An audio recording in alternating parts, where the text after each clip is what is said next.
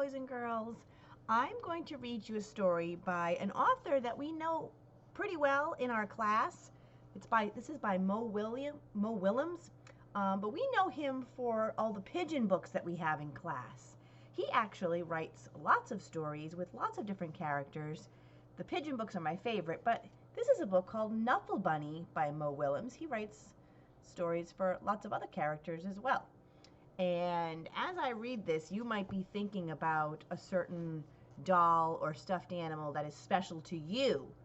So when you're done, you can do one of the activities to go along with it and talk about one of your favorite stuffed animals. So this is Knuffle Bunny.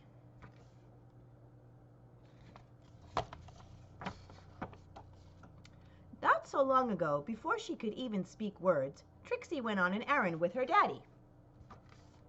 I want you to take a look at the illustrations as well. Notice what Mo Willems decided to do.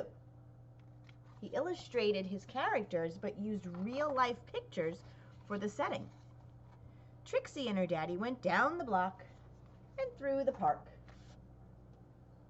I want you to pay attention to the places they went and the sequence, the order that they went in these places.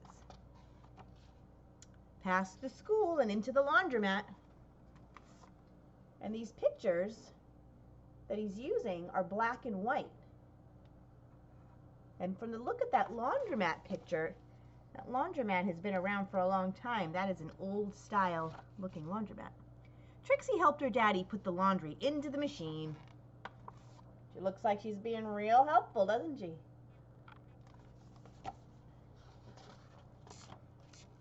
She even got to put the money into the machine. And then they left. Are you paying attention to Knuffle Bunny? But a block or so later, Trixie realized something. What do you think she noticed? Trixie turned to her daddy and said, "Aggle, flaggle, clabble."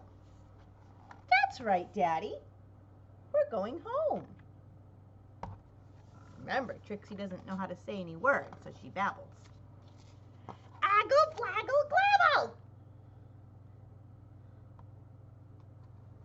said Trixie again.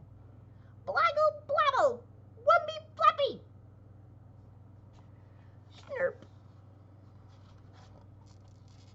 "Now please don't get fussy," said her daddy. Well, she had no choice. Trixie bawled, "Wah!" And then she went boneless. Look at her all floppy there. She did everything she could to show how unhappy she was. But by the time they got home, her daddy was unhappy too. As soon as Trixie's mommy opened the door, she asked, "Where's Knuffle Bunny?"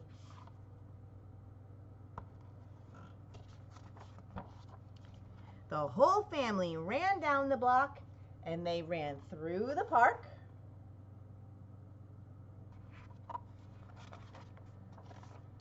They zoomed past the school and into the laundromat.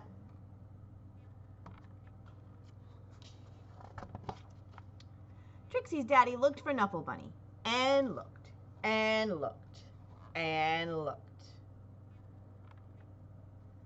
But Knuffle Bunny was nowhere to be found.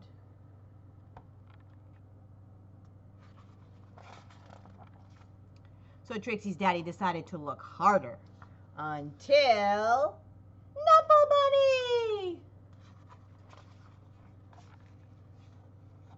And those were Trixie's first words she ever said. The end. So I want you to tell me about a doll or stuffed animal or something special that you'd feel the same way as Trixie if you ever lost it. And I hope you enjoyed the story.